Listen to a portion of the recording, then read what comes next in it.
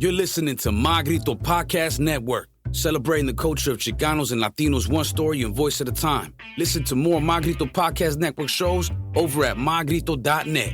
Connect on social, on Instagram and Facebook at My Grito, the My Grito Podcast Network.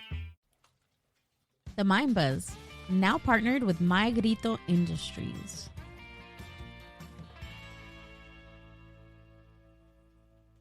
This podcast episode of The Mind Buzz is brought to you by House of Chingazos. House of Chingazos is a Latino-owned online store that speaks to Latino culture and Latino experience. I love House of Chingazos because I like t-shirts that fit great and are comfortable to wear. I wear them on the podcast and to the carne asadas. Click the affiliate link in the show description and use promo code TheMindBuzz. That's TheMindBuzz to receive 10% off your entire purchase. The cash saved will go directly to the Mind Buzz podcast to help us do what we do best, and that's bringing you more Mind Buzz content. Click the link in the show description for more. The Mind Buzz is powered by Mind Buzz Media. Mind Buzz Media is an on-site video and audio podcast production company. All right. You ever thought about starting your own video and audio podcast? Or do you have an existing podcast that you want to take to the next level? Mind Buzz Media brings a professional that podcast happens like during studio that. That's to terrible. you. Visit mindbuzz.org for more. Anyways, in the city of Santa Anita, California is Michelada Rumble, hosted by funny man, comedian George Perez. In the city of Santa Anita, May 4th, Michelada Rumble. Amber and I will be out there judging all the micheladas. Come say what's up. May 4th, Michelada Rumble.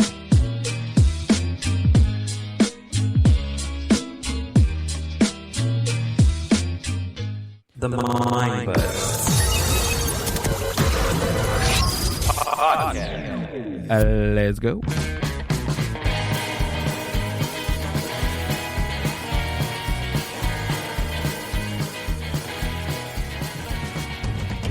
Boo! What is up, Mind Buzz universe? Welcome back to another podcast episode of the Mind Buzz, part of the My Grito Podcast Network. My name is Gil. I'm your host, and working the 2s and 3s behind this screen that you guys can't see is Amber. How are you?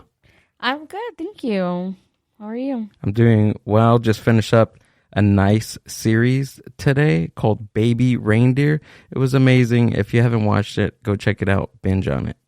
All right. That's it?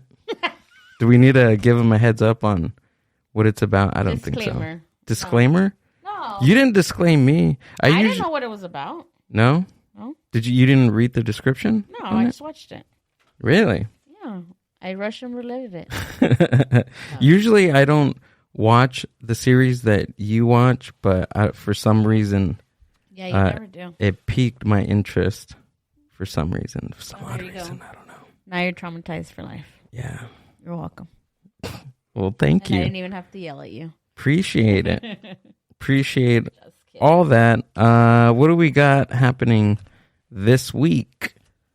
Last night was the Puro Laughs open mic in the city of Paramount.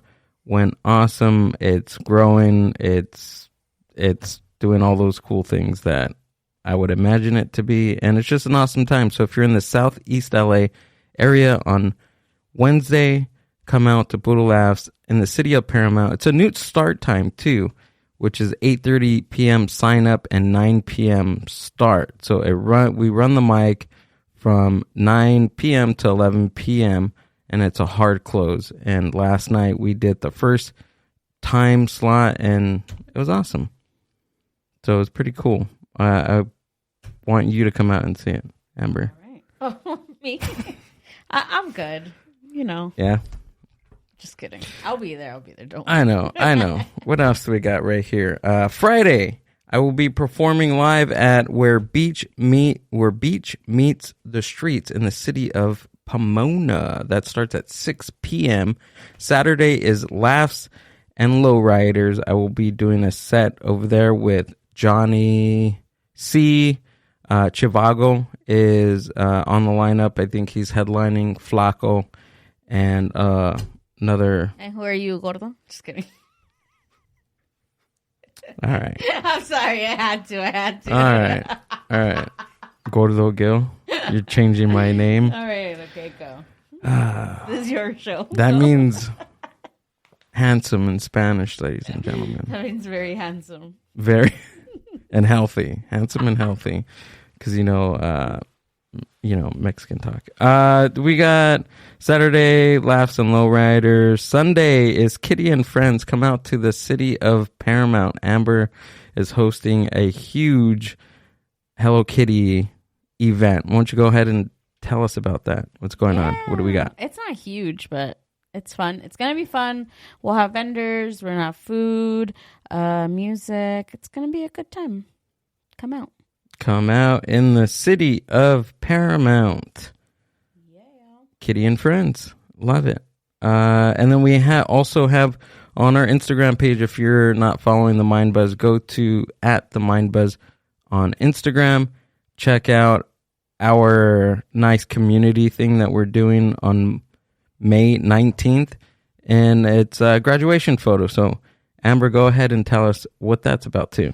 Yeah, if you are graduating this year or you have a graduate from any grade and you want to get your picture professionally taken, we're offering free graduate photos to anyone graduating this 2024. So we'll be having that there at Horchateria, and we're collaborating with Horchateria and our friend Aaron, which is a photographer. So come out and get your picture taken, and we print out a full-size picture for you to hang in your mom's house or wherever you want to hang it.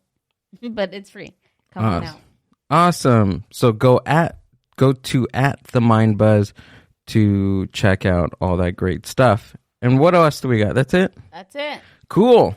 Without further ado, let's get into today's episode. I am super stoked about these two gentlemen that I have right in front of me. One of these guests is first time on the podcast, and we talk about him all the goddamn time.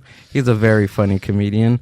He hosts the Feed That Funny open mic in the city of Claremont, and it is the very funny Darby Cash. Darby Cash. What is up? Thanks for being here. Thank Appreciate you for it. having me, dude. Cool. And I have another guest. He's an alumni to the podcast, also a fan of the podcast. He listens to it day and night. He can't get enough of it. We also talk about him every other episode. He is the IE legend, performs all around Southern California. Please give it up for Johnny Gold. Yay. Yes. I'm here. I'm unfortunately the only comic on this podcast. And I don't know. I'm so glad Darby came here because one thing I love about Darby, when I went through some serious shit with Nick Laney and my mom passing, he always gave me a hug and was kind, and I think that's amazing. I've always liked him.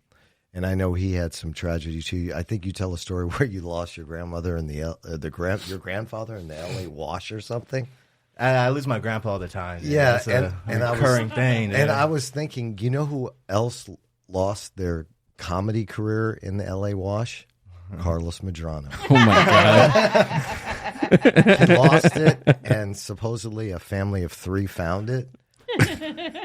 And said, man, this guy should work at Chili's. And now he's working at Chili's. Is that why you told me to do this, Johnny? Just to drag Carlos Medrano through the mud, dude? Is that what this is? Well, this is about talking about things that aren't funny, and we start off with Carlos Medrano. Well, I mean, what did Carlos say? He said that there's no comics in the IE? No comics in the IE? I don't know what he said. Something like that. Yeah, we need to clip it for all these future conversations that we have, because this is always a constant. Then it's always move, no comics in the IE. Move, dog. That's what it is, Right, and he's supposedly working at Chili's. There's nothing wrong with that. I respect that. Chili's is a good job, it right? Is. And he's telling they have benefits. He's telling his little jokes as he's serving him soup. He's the one that sings Happy Birthday. That's intimate, that dude. one. That's an intimate setting to do your jokes. It is. I appreciate that. It's real Make a comedy. Smile. Besides that, I'm glad Darby. I think Darby's great. He's got a great mic and he's got great energy. And I'm great. I'm When great. he- Johnny is the shit too, dog. Don't undersell it, dog. Yeah. Johnny, IE legend, dude. well, All right, never mind. I don't know. All right, So that try Move to be on. nice, dog. move on. Right. Let's move on to IE legend. So stupid. Why is it stupid? I don't think it's stupid. I love the Inland Empire. Uh-huh. It's more of a myth. Right. Right. I represent that in mental institutions everywhere. Don't we all? Oh man, Darby, I'm super glad that you are here because we talk about you all the time. Yeah, I love it, dude. The Feed That Funny mic comes out. Dude, comes get a up. view every time I hear my name. I'm gonna watch this whole thing now, dog. Fuck yes, dude. I'm listening, dog. The earlier you do it, you get me, dog. Yeah. Hell yeah. I got to do it at the beginning of the podcast. I'll just manifest. I won't even be like on the internet, and then I'll just be on YouTube Yeah. commenting and shit. Hell Oh, yeah, don't dude. forget Parker Owen. I wasn't gonna bring him up. Well, but thank he you. told me he will not listen unless we bring him up. Yeah, Owen Parker. Shout out Owen Parker. Oh, I got the name backwards. It's Yeah. Owen Parker. it's like his comedy. It's backwards. It's Parker Owen. Now it's Owen Parker. Don't worry, man. Memory is hard. It is. At my age, I can't remember. I don't even I know. wasn't even gonna go. Well, there. it's okay. I don't even know if Parker's alive. So as far as I'm concerned, It's just me and makeup, dog. Yeah, he's He's a character.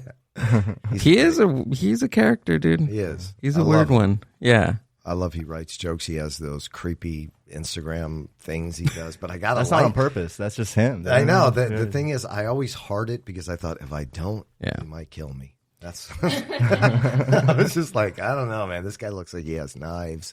I don't want to take a chance. I don't know. Hey, man, why didn't you heart my creepy extraterrestrial video on Instagram? It looks like he's coming from outer space. Dude, I don't know. Speaking of ET, if there was a species of aliens that came to, the world and took over a human body, I think that's what Owen Parker is. I feel like that's my conspiracy of him. He's not a human. He's he's a hybrid alien thing. Wow. I don't know. That is tapping into your comedy scene, dude. I don't think you're wrong, dude. I'd like the dehumanization for sure. Like whatever, alien, Dracula, something like that, dog. He's out of this world, dude. Yeah. Yeah. Funny guy. Yeah, he's pretty funny, dude. He'd be fucking killing me. He does some crazy shit up there. Oh, dude, all the Feed That Funny guys, we miss you at that mic, dude, because it's changed a lot, That's Appreciate I it. think that's where I met you. Yeah. Yeah. That's Same. why that's why the mic keeps on coming up, because I'm having all these great guests coming in, and most of them I've met No. at the mic, dude. Yeah. So it's like a hub of just a huge networking hub. Yeah, it's rad, dude. We're all Pizza's trying new great. things. Yeah, pizza. We get drunk as hell. We were just talking about that before. Bottomless drinks. Yeah, dude. I'm against that. So I just want everybody to know in the Inland Empire, Johnny Gold is against having fun and alcohol and everything. We know that. Yeah. If you want to have sex, do it behind the building. Okay? It's Claremont, for crying out loud. I don't have a problem with that. I'll videotape it. And then we'll Jeez. send it to Carlos Medrano. Oh my god. It's all coming back. I got a few tapes of Carlos, actually. I do got some. I want to put that on. God. It is. It's a fun. I think it's important to have a fun mic, too. That's Yeah. what it's about, dude. Somebody Yeah. told me this, and ever since I heard this, I'm like, oh, dude, I was an asshole. If you're not having fun at the show or the open mic, you're just an asshole. You got to find a way to have fun, Yeah. in what you're doing. Yeah, no matter what. I mean, the last time I was there, I just hung out. I didn't even do any time. And it was even great just doing that, dude. Dude, sometimes you'll go to a mic not even thinking you're going to perform and just have the vibes, and it's so supportive. You're like, oh, fuck it. I'll go up at the end, Right. It's cool like that. I disagree. I actually think the mic should be serious, like Chatterbox. Like when you go in and Steve's there and you bow and you kiss his hand and you go, "Hi, Steve. I'm here to perform stand-up comedy at your open mic. Hell yeah, dude. Please watch me." That was probably like year 7 he started doing that. It was probably a lot like mine the first few years and stuff. So we'll get there, dude. We're gonna get too big for our heads are gonna get big and stuff. We're just like we're early on and stuff, so we're humble and shit. That's never going to happen at a pizza place, but it's okay. But it would be funny if it was. These guys fucking think that they I mean, I would enjoy it because I love pizza, and wings. Yeah. I always pick my open mics by the food they have. That's weird. No, I don't think so. I do it by like, what does it charge me money to perform? Oh, that's where is it? Yeah. And I went to Hemet because I hadn't seen Justin Fox in a while. You know, Justin. I haven't met him, but I have him on Instagram. He has a mic, but God, it's far. And I usually don't complain about driving, but that is far from. It's like an hour. It's just a weird drive. But he gives you 10 minutes. It's Hemet, right? Yeah, he gives you 10 minutes, and then I got booked on his monthly show, which is great to film because there's like 100 people. I would only do it for Justin. I wouldn't go out there. He's very nice. He was super nice to Nick Lanny, and he's nice to everybody. Nobody says a bad thing about Justin. So it's just, you know, Hemet's an hour away from you? God, an hour longer. Yeah? Yeah. How far is Hemet from here? Like an hour? What do you think? Something like that. Yeah? I want to check it out. It's on like Tuesdays, right? Yeah. If you can get there at 7, you'll get up earlier because I went last. He gives everybody 10 minutes. Whoa. Is there a lot of signups? There was like 15 or 16 people. Jesus Christ. And you gave them all 10 minutes? Yeah.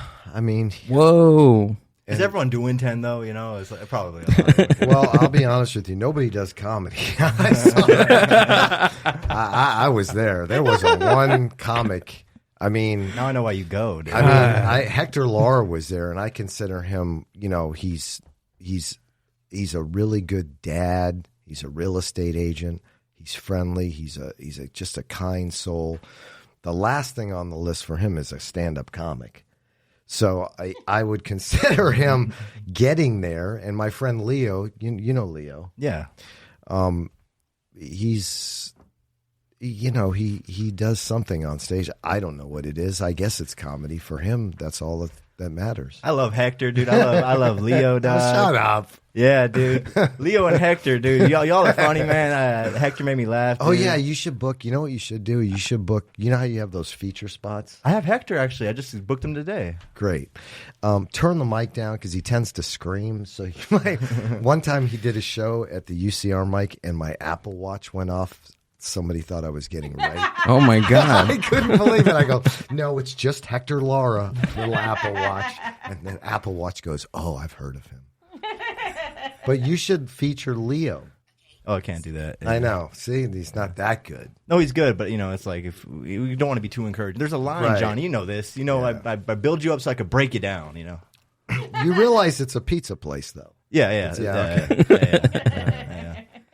It's an awesome pizza place. I'm like the godfather of the pizza place, dude. Yeah? Yeah, the mafioso. I like the whole it thing. because, you know, sometimes when you go to these open mics, they treat it like almost like the mafia, you know. Right, Like, that's what yeah. we're trying to do. And no, you're not. You're very kind. when I Dude, go 8 there. people kissed my ring yesterday. What are you talking about? That might be for something else. I don't know if it's for comedy. What kind of ring was it? Plastic. Okay. Painted gold. It was one of those rings you blow into. You get at a bubblegum machine. Those ring pops. I might have the ring, actually. Let me see if I have the ring. It's a cock ring. I have that on it all. Oh, yeah, I got the ring and shit. Yeah. Ring around the toilet. This is why I was late to your podcast, by the way. I was Why? fucking around with magic tricks, dude. Oh That's my my God. bad. I kept breaking them and shit, you know? What is that? This is the ring everyone kissed yesterday. I don't know if you want to pass it around the room. What does it do? I wasn't supposed to show this part. I didn't fill it with water. I didn't have time. I was messing with a different trick. It's a what? It's Yeah, water. I was gonna squirt Gil and stuff, but I felt like I can't do that. He's a podcast host. You can't squirt the podcast host in the face with water. That's not right. No, and I asked him to have you on, even though he said, ugh. I know he said that. He DM'd me. Ugh. Darby Cash. Let me see. You should have squirted him. Yeah. Can I go to the bathroom real quick, unrelated?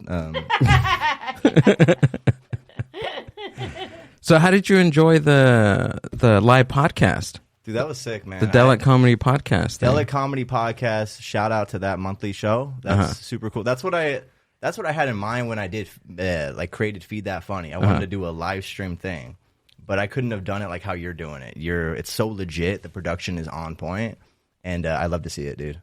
Appreciate it, dude. I think it's great. Yeah, Johnny had a good time performing. I think it's the best. Yeah. I love the way it is. And I heard you on a previous podcast, you were worried that people were doing their material and you were going to change it. Right. But I've never heard anybody do material, so I have to see that. I would say that it's low brand comedy, so just keep it the same. I think it's Yeah? great.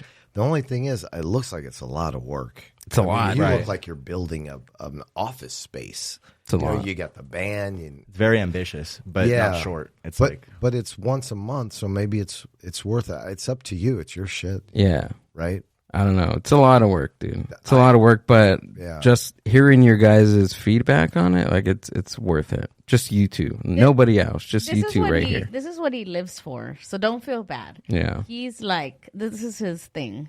So we're not the only ones who The like it, bigger dude. We should have production. trashed it, dude, and pissed know- everyone off. And we've been like, what happened to it? I think a couple of people kind of get unnerved when somebody's telling them about their act. But they then don't do stand-up comedy, because people are, this is a show. I mean, I don't know what consists of show business. My parents were actors, but they would tell them if they were too fat or too this or too that, and people are going to put you down, but in the end, it's fun. I have a great time. That's what the panel, like, you're going to have C's and Sandy, and they're good roasters. They won the crown at the Ontario Improv. If you really want to call it's a belt. If you want to call the Ontario Improv a comedy club, it's that's a stretch. That's like calling Chili or Carlos Medrano artists, but it's a stretch. Zing. Carlos is the comic you've said the most on like any podcast, dude. It's your favorite guy. Your favorite guy at this point. one more time and he'll pop up. I know, Like the like boogeyman. Beetlejuice. Oh, like Beetlejuice. Beetlejuice. No, but I don't know if you can't take that. I like it better than Kill Tony. It's similar to that. Kill Tony can be rather mean, and I think they pick people that have never done stand up before. Yeah. And if you've never done stand up and then you have 3 people telling you how horrible you are, that could be kind of like you might go home as a young person and go, Yeah. oh. Never again kind of thing. But I think if you know what you're getting yourself into, who you're going to blame, It's not right? like it's not like you're digging dishes or Right.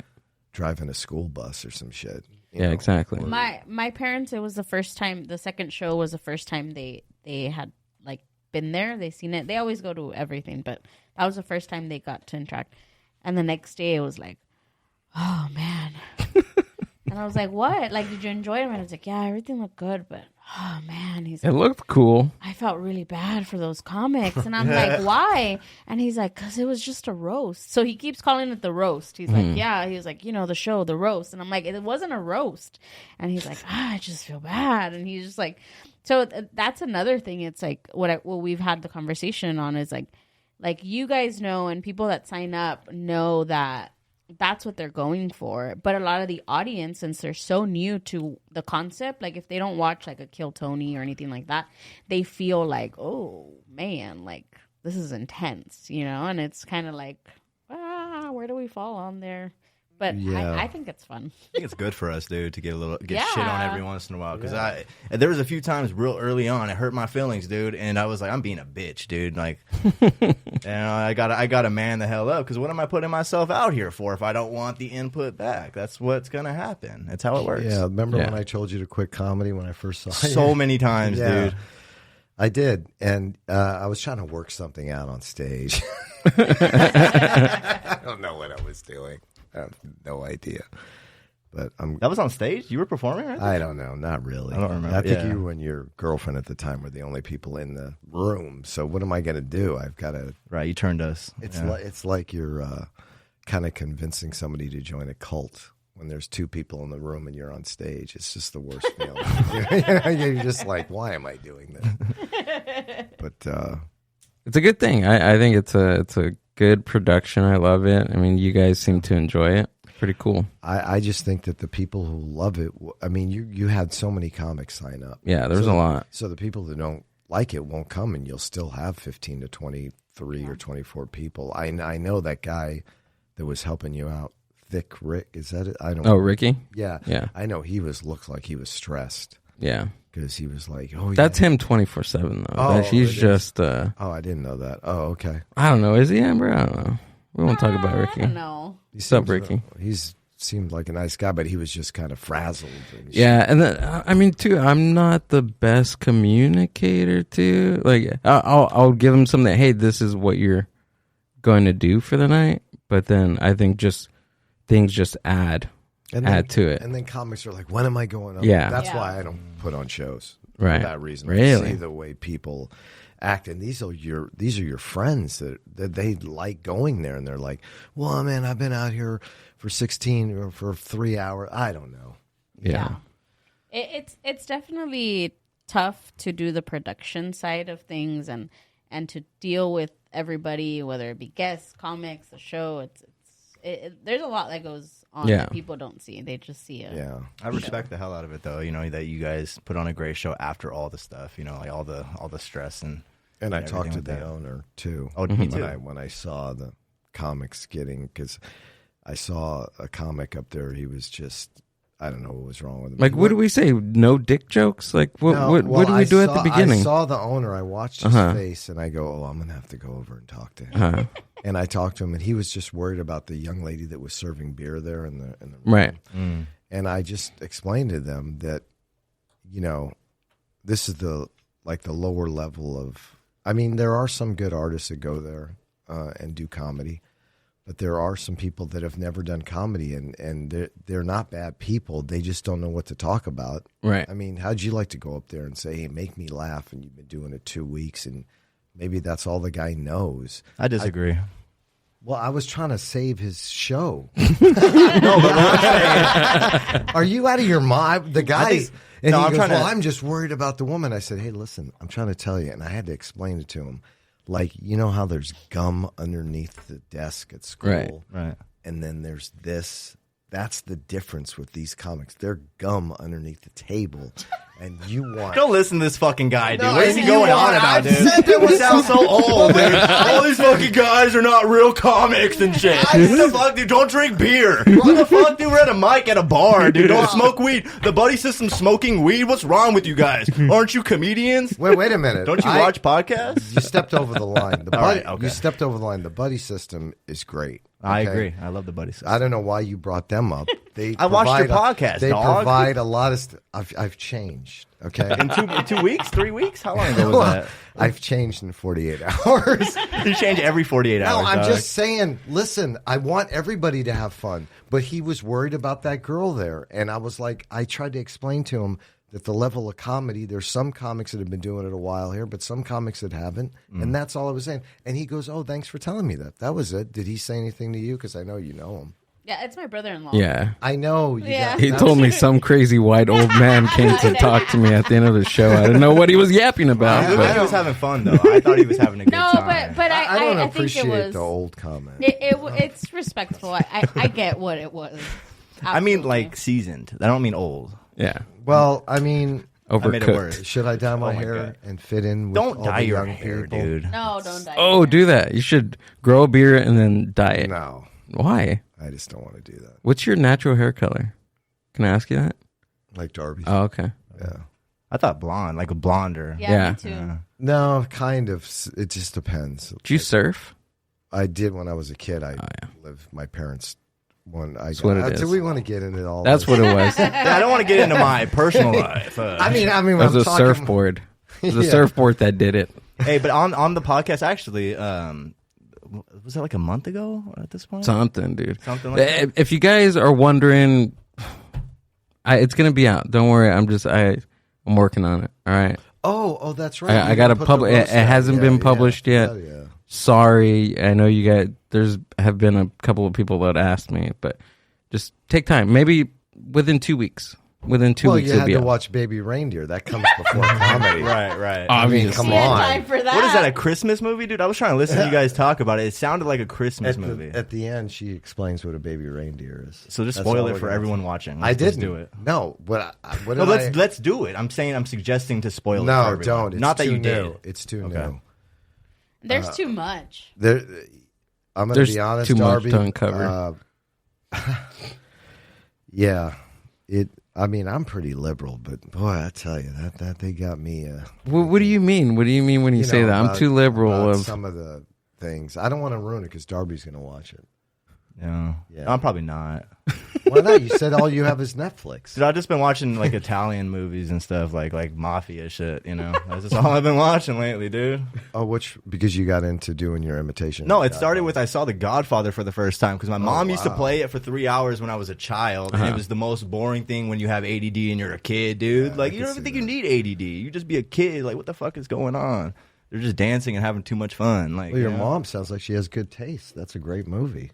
Yeah, I mean everyone loves that movie. You know, she's okay. She doesn't like any of my jokes. I don't think her taste can be that good, dude. You know what I mean? No, well, no, she's smart. Anyway, have you watched The Godfather 2? Yeah, the beginning. It's great. But it doesn't have that other guy in it.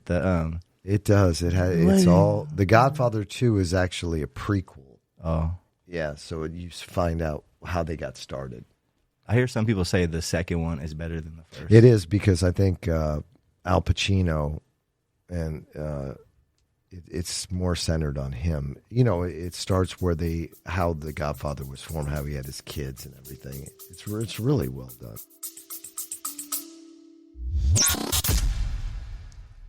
The Mind Buzz is powered by Mind Buzz Media. Mind Buzz Media is an on-site video and audio podcast production company. Have you ever thought about starting your own video and audio podcast? Or do you have an existing podcast that you want to take to the next level?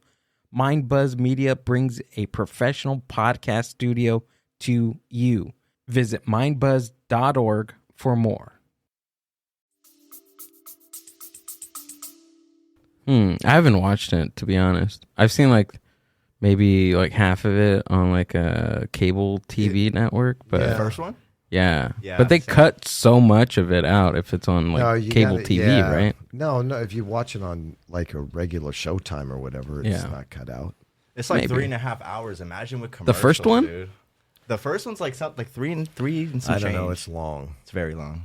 Yeah, Oh my the second God. one's long too. They have a third one. It was horrible.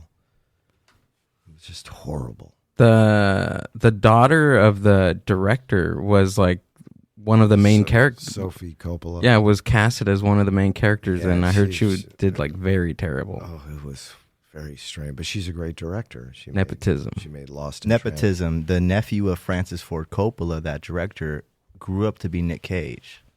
Really? Yeah. Wait, hold on. Say that again. Well, he was already Nick Cage, but like he grew up. He was Nick Coppola, I think, Yeah. right? Nicholas Coppola. Yep. But then there was he didn't want it to be obvious nepotism, Oh, so he did really? I didn't know that. Yeah, So he's Cage is related. his. because I made it a Related no, to, okay, no, that's he's related to Francis Ford Coppola. Look that up. It's true. Is he? Do you knew this too? No. Yeah, it's true. It's true. I grew Yeah. up on The Godfather. All right. Yeah. I thought you were going he to say I actually- grew up on Nick Cage.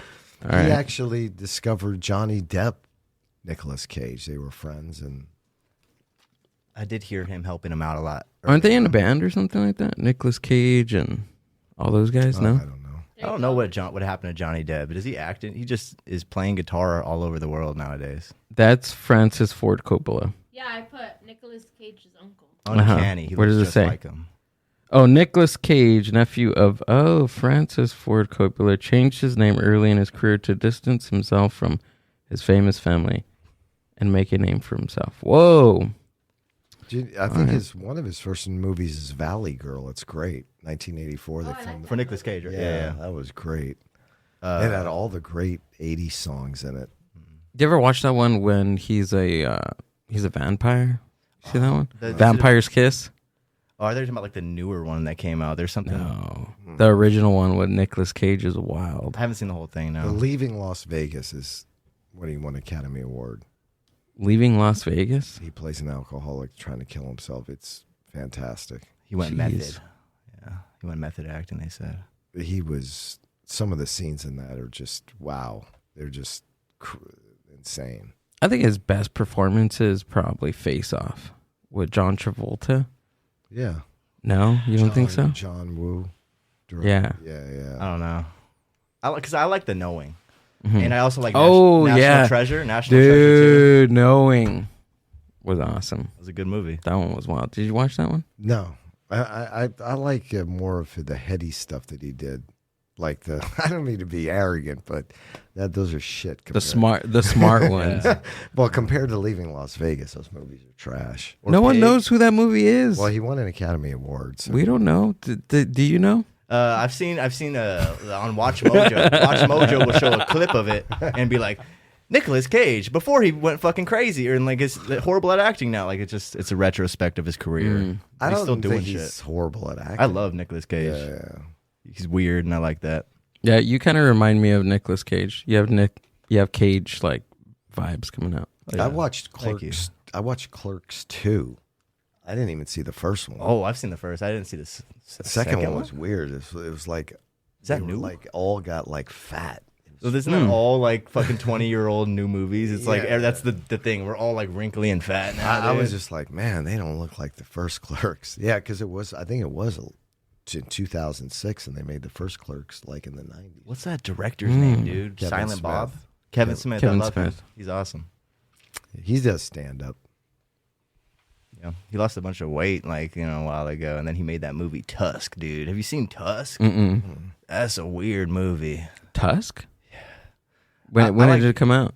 I think like 2018, 2019. It's with Justin Long. Let's stop boring people with all these stupid movies. I don't know. I'm interested, dog. No. Let's talk about your life, Johnny. No, we're not talking about my life. You're the guest on the podcast. Well, we want to. We were talking about movies. I was hoping y'all would forget that. Damn. No, we want to talk about is your bringer show.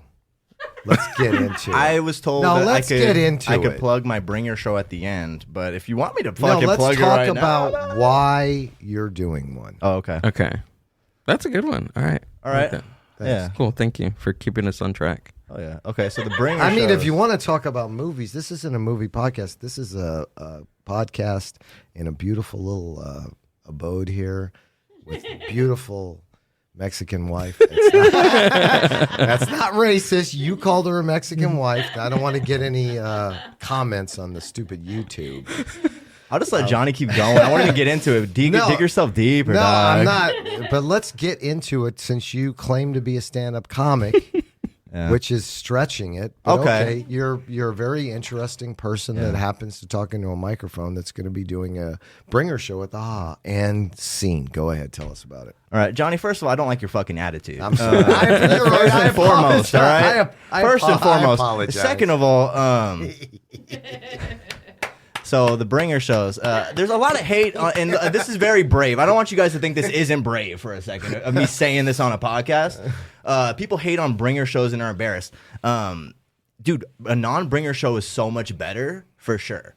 But if you're not getting any fucking shows and you're like riding and grinding, trying to, get some time. If you could bring some people out, it supports the comedians that are already on that show. It puts more audience members there. And don't stress out like your family and force them to go every single time, pay $25 for a ticket and buy item minimums, but make it available for the people who support you. How many years have you been grinding and doing what you say you're doing? Like 2? I'd say about 2, yeah. And you've already given up. Yeah. I mean, the path to those shows takes a long time. So by doing these bringer shows, it's like you're cutting everything. You're taking it's a cheat code on a video game. You're like, how long? I don't know if you like sports, No. or acting. Let's take acting. Unless you're Nicolas Cage and have maybe the in with Francis Ford Coppola, you could be acting for 10 years doing plays and doing open mics like we do, and like Al Pacino used to say, you used to set up and do them like in storefronts and do stuff like that. He didn't immediately go to Broadway. Mm-hmm. He started at a place and worked his talent up, and it takes a long time. But I get it. After doing these open mics for 2 or 3 years, and if you're your age and when you're young, you're impatient, I agree. It can be torturous. I'm not going to lie. I've had comics come up to me and go, I don't know how you still do these open mics. And I was like, yeah, I get it. But if you really love what you do, you'll eventually get to the haha in these places, hopefully with some online content, or you'll just be so good at stand-up that you'll get booked there naturally. That's the only thing I don't like about bringer shows. If you do bringer shows and you want to do them. What?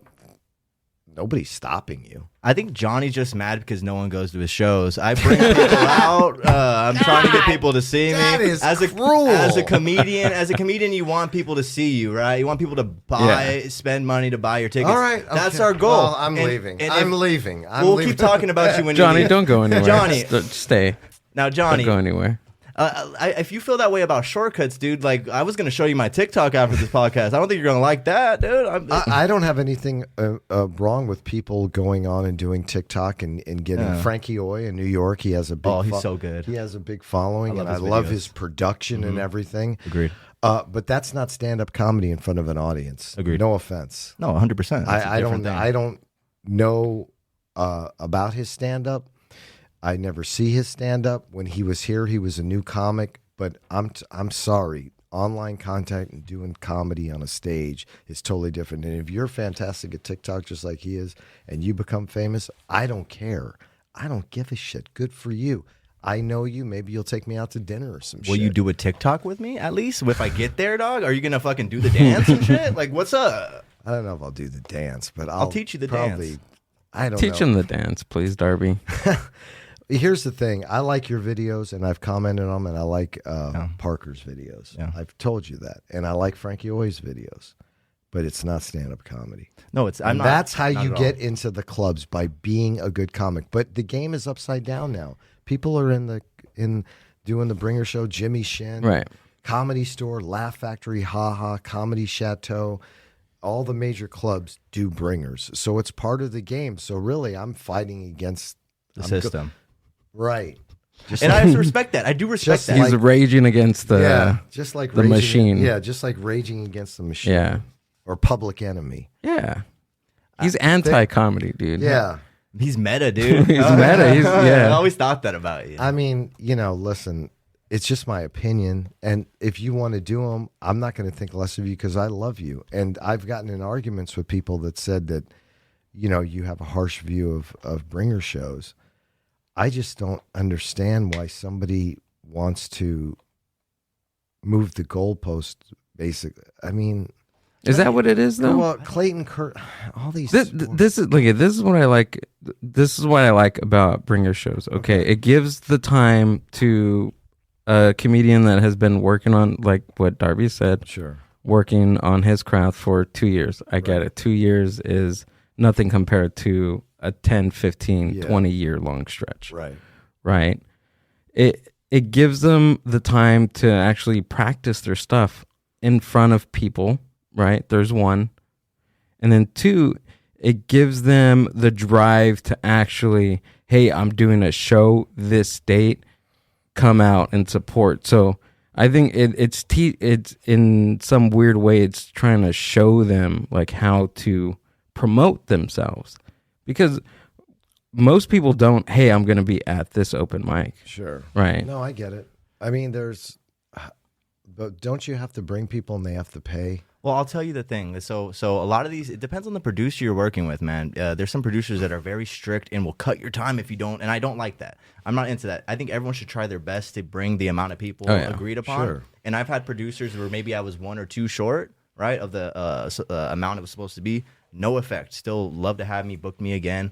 And it's not me necessarily seeking out these people. It's just when they ask, they reach out to me. I'm like, yeah, I can promote it and I can try to get people here. Whatever, like 5 people or whatever. I'm going to be involved. I'm not turning it down. And I just like this kind of this kind of thing is there's a lot of young comics and maybe on the verge of quitting. I don't want to discourage them from getting their reps in and doing those shows if they don't have any other shows. Like you said, sometimes with like a Kill Tony kind of thing, you might go home as a young guy and never do it again. That's squandering some sort of creativity. Maybe there's an argument of you shouldn't be a comic if you can't handle it. Sure. Well, I agree with some of the stuff you guys said, but what happens is people go to these open mics and they see the comedy and they think, oh God, I can be a comic, but they don't know what an open mic is to practice and to hone your act and to bomb a lot and to get layers and ebbs and flows to your act. So when you do a show in front of 100, 200, 300 people, you're prepared. Right. So if somebody just throws a comic that's 2 or 3 years in in a show they're not ready yet. Okay, they have their friends there. And you do make good points. It's just that I think those bringer producers, like I compared them to pimps on the last podcast. Like there used to be this movie in the 70s or early 80s about how a girl would get off the bus from Wisconsin, downtown LA, and a car would come by and goes, "Oh, you new in town? Would you want some help?" And then she becomes a prostitute. Right. That's basically what bringer shows are to me. But if you do a bringer show, I know people in the Inland Empire, and I'm not going to name names anymore because no, I'll tell you why I'm not going to. They know who they are, and ever since Nick Lanny passed away, I just felt like some of the stuff I was saying was mean and inappropriate. So they want to do those bringer shows, but I'll tell you one thing: I personally won't respect them as a comic. I respect you, Darby, because I respect you too. You just that was a moment. That was a moment we had right now. I liked it. All right. I want to say rest in peace, Nick Lanny. I love that. I love that man. Yeah, I mean, I just don't view them a comic, because if you're trying to do this and be good and have like layers of jokes and have things that people aren't saying in your original, that's not the way to go at it, because you're going to be, if you do these bringer shows for like 7 years, in 7 years, you're going to be the same comic you were in year 2. Because there's like a net when you're at a bringer show. If you have 50 people there to see you and they're your friends, there's a net. You can fail. Of course. Right. You got to do this, and people don't want to fail. They go to open mics and they're like, I'm going to do this, but I bombed. So what? Yeah. You have to bomb for 10 fucking years. That's how you become an artist. But if you just want to do this for fun and get out of the house, that's a different story. You can do all the bringer shows you want. Yeah, I don't know.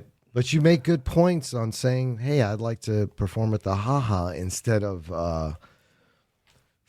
nowhere. How about that? Instead of nowhere at all. I'm sorry. I could send you some bookers that would have you. Yeah, I don't know what to tell you. I don't know, but I'm not saying ever, but like, so you like go a month without like doing a freaking show. You want 10 solid minutes where it's like you're on a flyer. It's just there's ego in comedy. Wait, hold on. It's like you want to see yourself on a flyer every once 10 in a while. 10 minutes they're giving you at the Ha-Ha? No, it's I think it's like there's bringer shows that are like 10 minutes a lot of times, but it's okay. It's I think 6 minutes is what it is. Gotcha. It's not a Is long it time. like a crazy amount of people too? like on the lineup? No, on the for like that you have to bring. Like, is it like 2 or 3, or is it like something crazy like 10? I feel like they always oversell it. Really? I'm not going to talk about all the details. Yeah, but yeah, I've yeah. been going kind of under. I've been trying to get people. No, of but course. It's like, Why don't you want to tell us the details? It's nothing with the CIA. It's a fucking bringer show.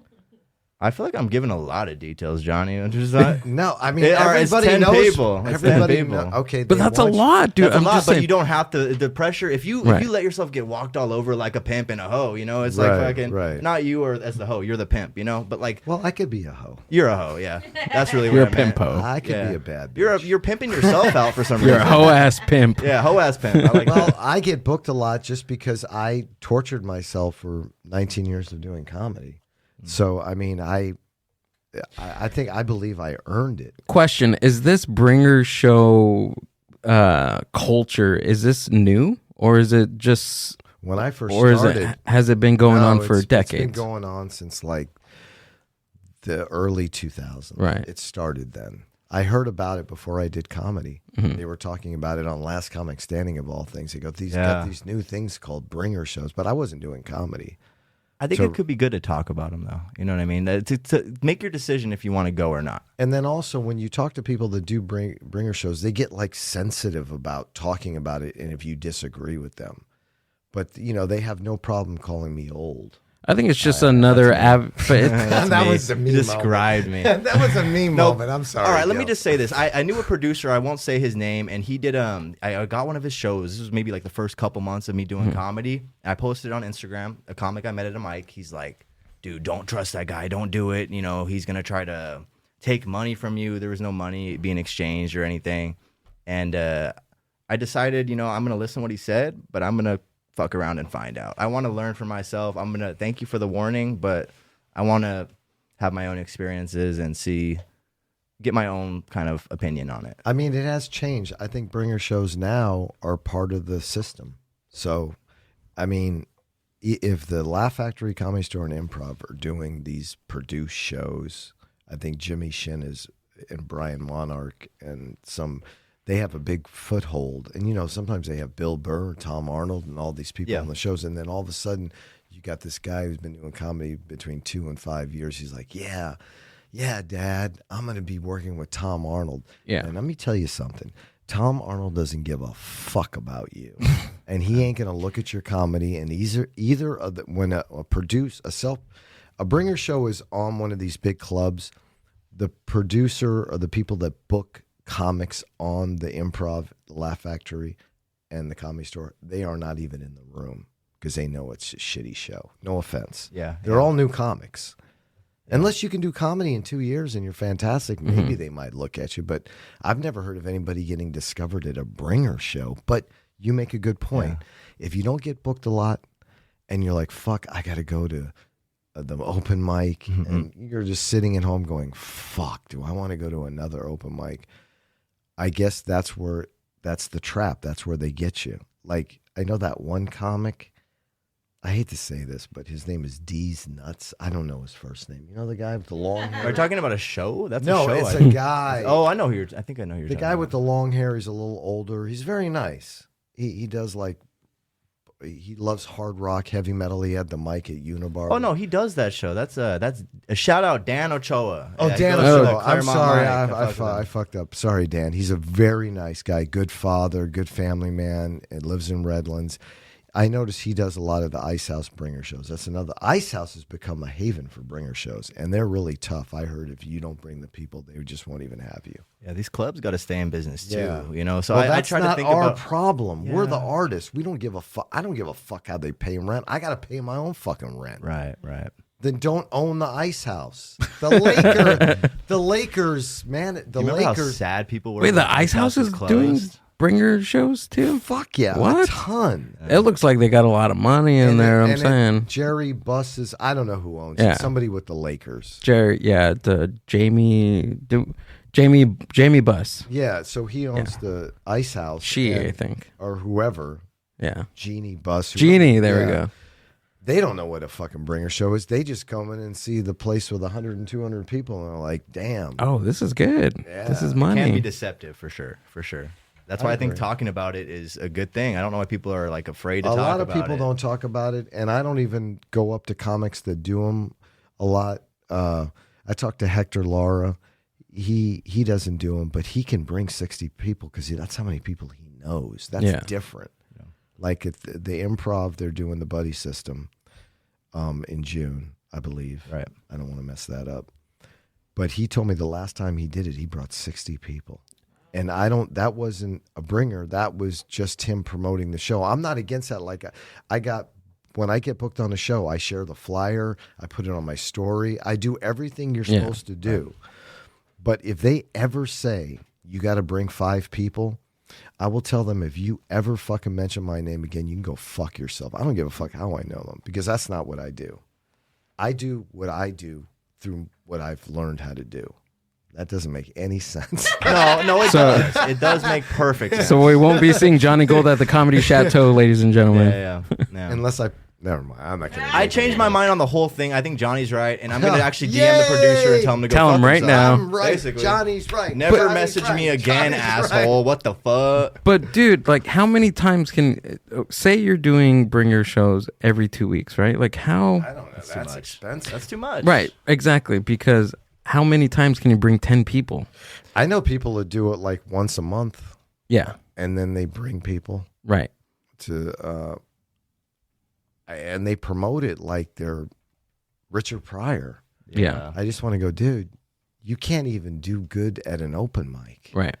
If you can't do good there, shouldn't you, like, not perfect, but get good at the open mics, and then maybe you can, there's other people. I'm sorry, the people that, I know it's a bitch getting booked, but comics now kind of run comedy. Comics book comics. No, yeah, that has. There's not really any talent scouts anymore. I think it also takes away from, like, we've had like bands come on the show and stuff and tell us the same thing within like like the House of Blues or these venues where they were like music, you'd pay to go and see an artist. And now they're doing shows where they're booking bands, but the bands have to sell their own tickets in order to perform that night. So it's like a bringer show as well, but within bands. And then you see it on a flyer and you're like, oh shit, that band's playing at the House of Blues. And you're just like, how, or you're like, cool, or whatever. So I think sometimes it does take away a little credibility from one, like the venue. Like now how you kind of were saying, like, I guess we'll say like the Chateau or whatever. Last time we talked about it, like when we first, when Gil I didn't do that first, show, by the way. Yeah, he didn't. When we Somebody first, got a hold of the podcast. Are you Listening kidding to me? Johnny Oh, go. I apologize. Oh. no, Are you he's kidding me? He's kidding. He's Well, kidding. good for us. We're making. But he we're didn't making, go. If you seen the fear in my eyes right now, it's on camera. I was like, what? They watched it? He's like, oh. I'm sorry to cut you off, but go ahead. No. I'm just saying that sometimes. Yeah. You can Sometimes cancel it does. It does change the credibility of one, the venue, or even you yourself as a comic or a performer, and it's not only in comedy; it's also happening in music. Yeah. and that kind of sucks. I think it started in music, actually. That makes I heard sense. That on a Yeah. The podcast. pay to play. I Pay was to on play, a they call it, podcast, Melissa Namia, but I hope I didn't ruin her name. She's got a great podcast called The Medium Podcast. And I believe the co-host said it started, I heard him on a podcast saying it started in the music, the bringer shows. I mean, I don't know where it Is started. she psychic? Is it a Medium podcast? No, it's like your medium, like which drives you. Like it could Okay. be like, I get and it. she has DJs on and she's comics and people that like video games.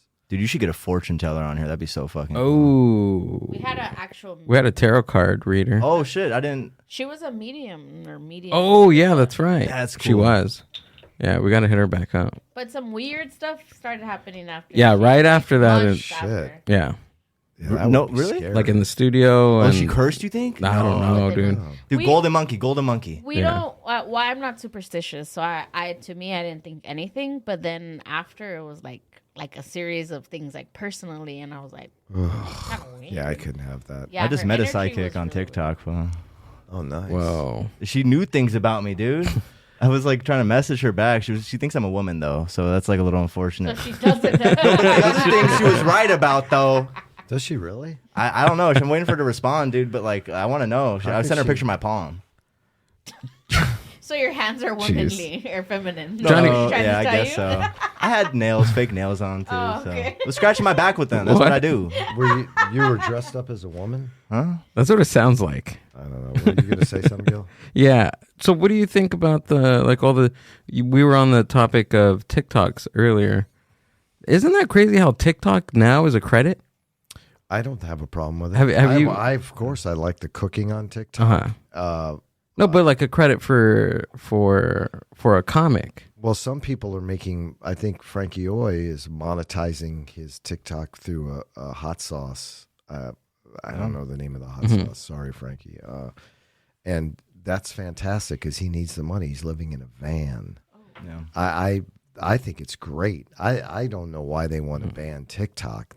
Everything with the government is they're stealing your identity. Shut up. That's so dumb. The government Who is cares? The government is the one we have to watch out. We should cancel the government, not TikTok. Right. TikTok is fun. I've learned how to cook Yep. chicken, clean my bathroom really good. They have a lot of good stuff on They there. do. I You watch didn't know how to clean your bathroom? not for, like, really. Not your whole unless life? I see the Coca-Cola thing they do in the back. There's a lot of cool things. I don't see. I love the internet. I love technology.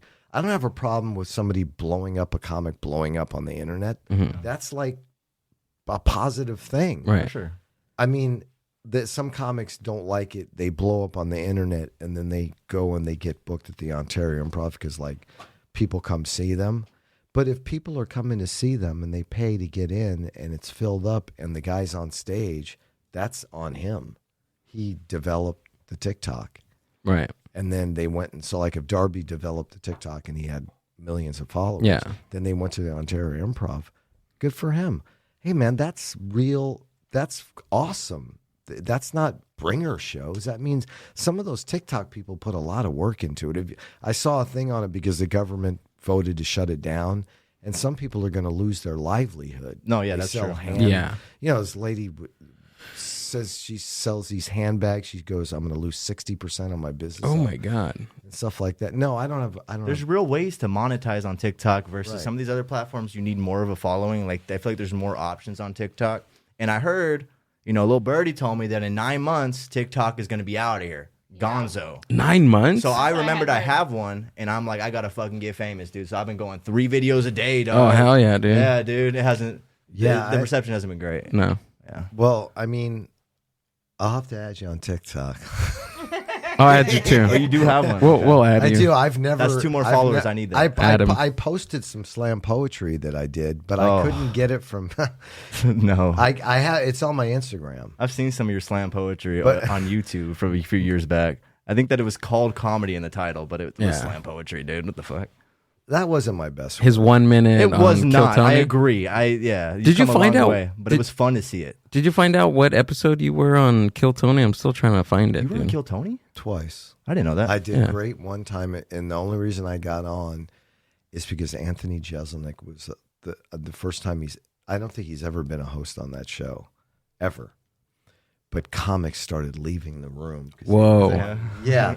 So I go. There was like 20 of us left, and I'm like, man, I might get called. And then they called me, and I had a good set. I got into it with Anthony Jeselnik a little because Ari Shaffir goes, that's kind of a little bit of dark material you were doing. Anthony Jeselnik, do you have any encouragement or advice for him? And I go, I don't want any advice from him.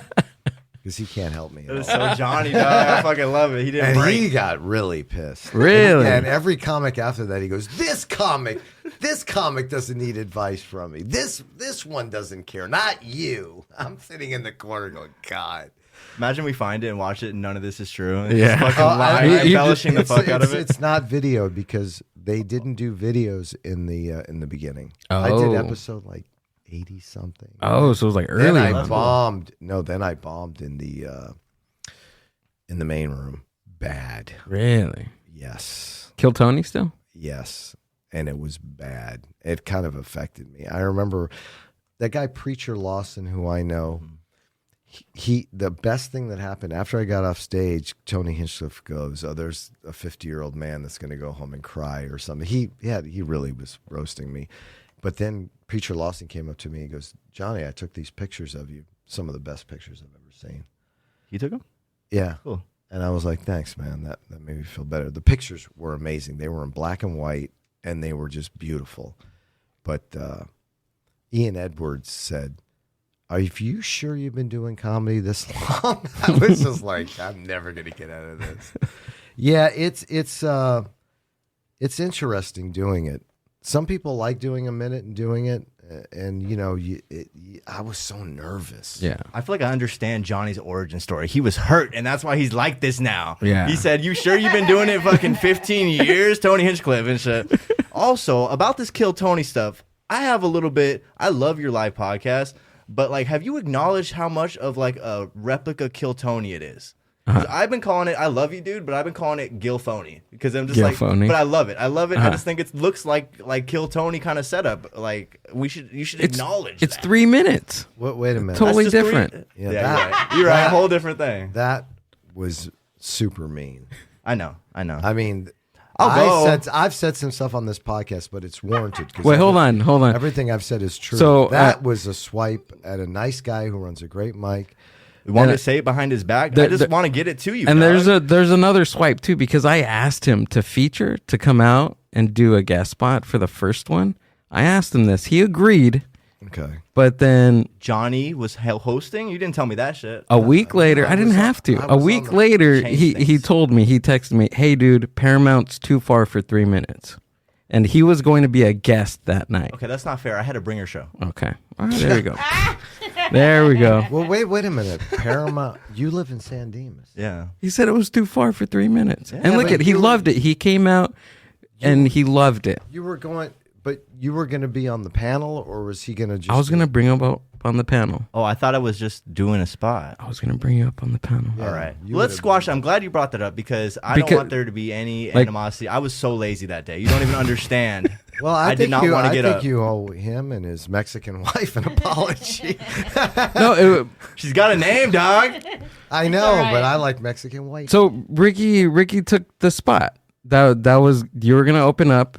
And you were gonna. Yeah, we I was could have gonna. roasted people together. I did it for Ricky. I wanted Ricky to no, succeed. you So I didn't said, want Ricky to sit up with me. I wanted Darby Cash. Yeah, I wanted to challenge that you as would've- well, That dog. would have been great. We That'd I'll could been never great. miss it. I'll never miss it in the future. 'Cause I feel actually bad. in the future we can be on the panel together, Darby. and Yeah. I think Okay. we'd be great. If I I'll ever let do you it know again, about that. I gotta. Oh, you're gonna let us know. I'll let you know about that. But I'll down I Gil don't anytime. understand. Dog. You're doing bringer shows, but you're turning down to do his show. Yeah, I'm all fucked up, dude. This shit's not been right for a minute. Well, why? No, because you think I somebody. love you, Darby. You're a great guy. No, let's. Thank you. I love you too. man. And I love Johnny, dude. No, forget about the love. Okay, All right, you done. insulted the Easy. host, and you won't go down there and be on the panel with me. It'll be fun, but you get ready for your little bringer show, your little haha comedy club.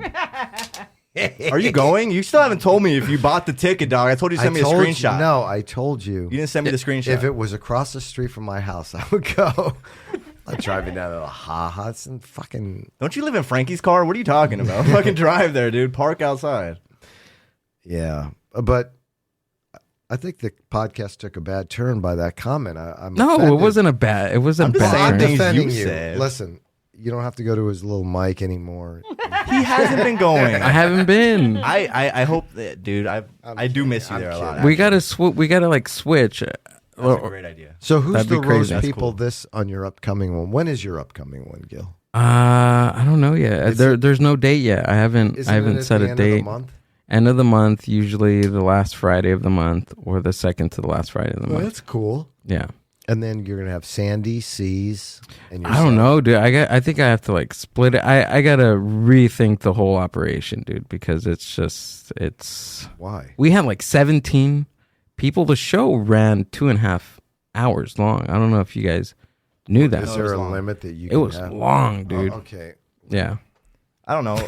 We're Hold making on. a lot of jokes. Hold Anything on. you need, like support wise, I'm down. It's not too far. I'm down to help out in any way, man. You can't be giving up and just starting I'm not. comedy. I'm not giving Yeah, up. it takes. No. You have to be tortured in this to do good. I don't mean mentally tortured, like I'm going to my therapist and I'm going to talk about me being Baby reindeer all over again. right, Remember? right. Oh, that's, no, I can't listen. I haven't seen it yet. You have to do it because I think it's great. And if you're talking about you don't want to stay down there for that long and it's a bitch, then just go cancel everything. Not this podcast. This is a great podcast. What a setup. Where are you gonna go? You know, Exactly. keep the podcast, dude. I mean, people are afraid to have me on podcasts. Nick Laney told me, rest in peace, I'll never do another podcast with you. I'm like, Nick, what happened? I told you I'd take you out to Baskin Robbins for all the Is that thing. for me too?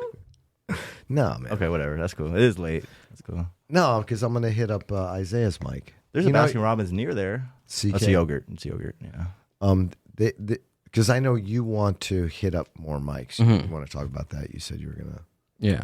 not do certain things and hit up more mics. Well, that's the Thursday thing. We're Xing out Thursdays for the Mind Buzz, so I can go to more mics throughout the week. Yeah, because you got to get up more. Yeah. I do But remember you Johnny, saying I agree that. with you. And I'm going to put him out there. I'm going to air his dirty laundry. What? Sometimes, things don't go always right. And No, he's ready to it went throw well. everything in the can. No, I'm So- not throwing everything in the can. So I we just can't have to. throw everything in the can. You got to keep going. I'm just reevaluating the operation. I love it. It's great. Everything works out fine. Well, what's the problem? I've had people help. Like the help that I get that night is super awesome. The problem is that it's a lot of work. Is That's it it. getting the equipment down there?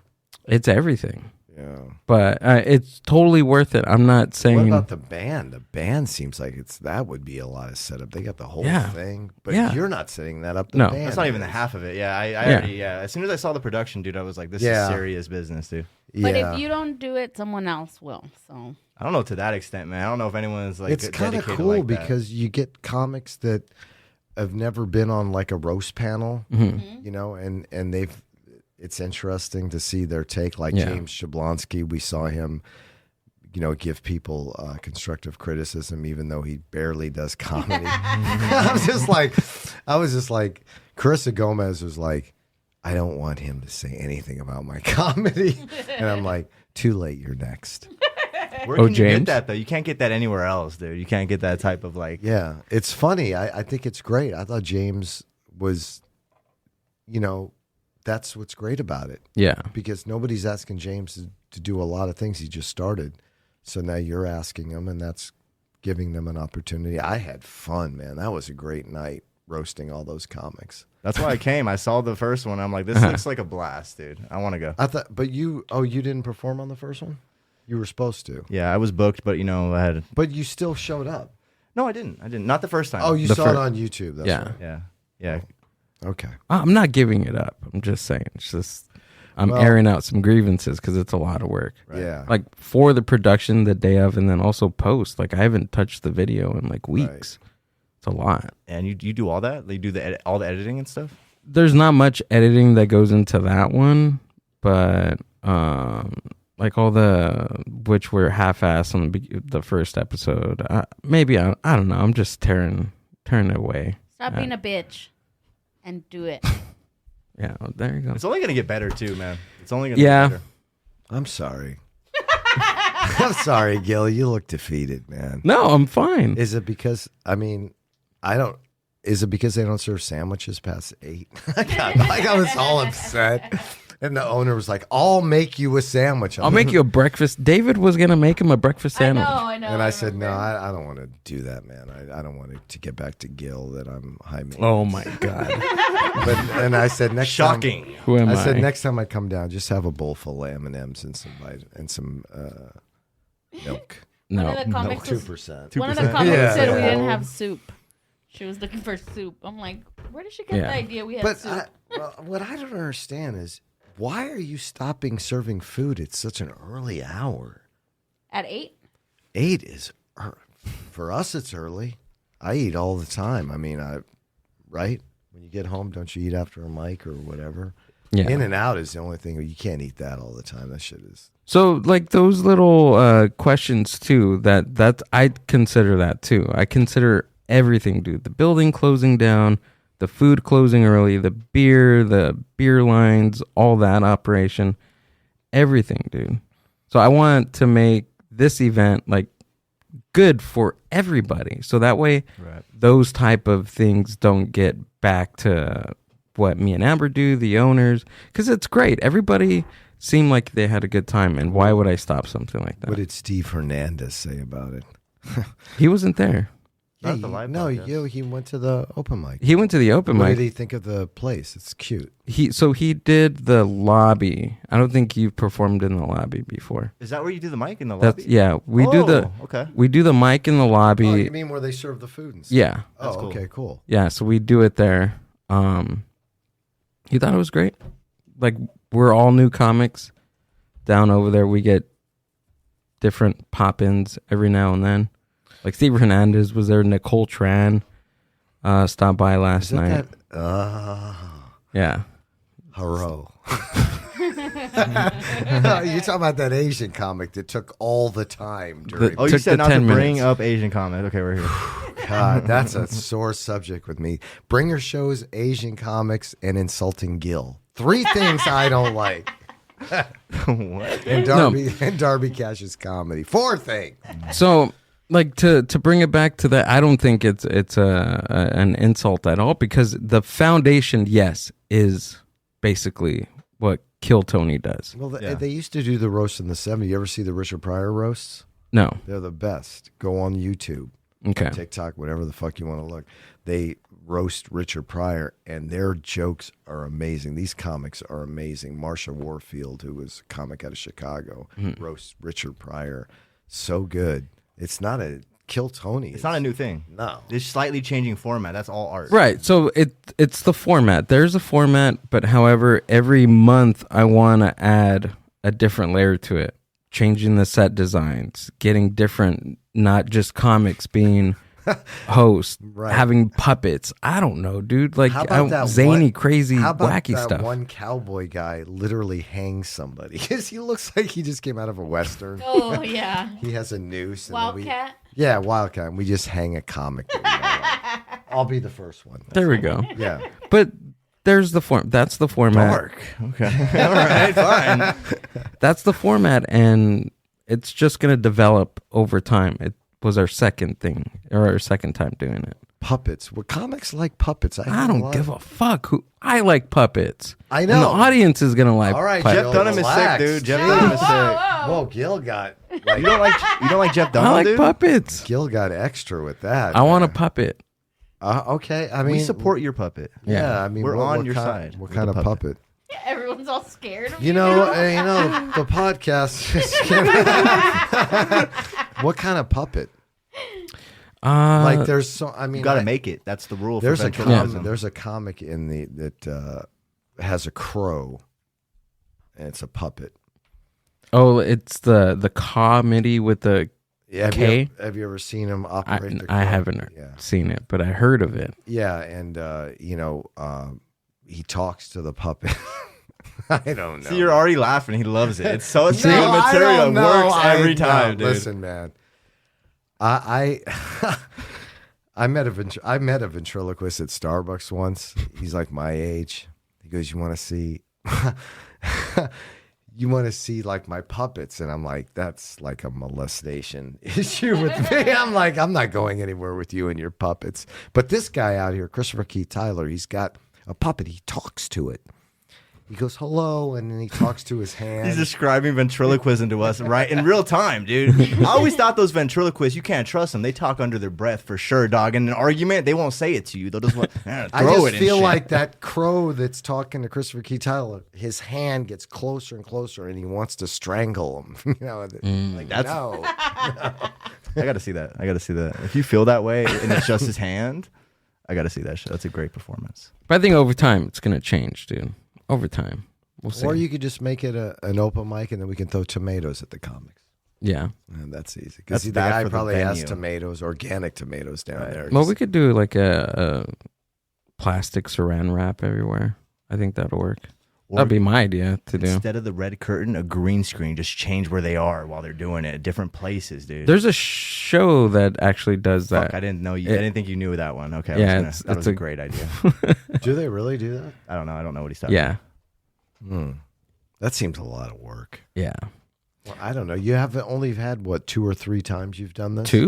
Just I two mean, you're times. Already, usually it takes at least a year before you get tired of it, I think. 2 times. How long has your mic been going on? Well, I inherited it from Gibby Lopez, right?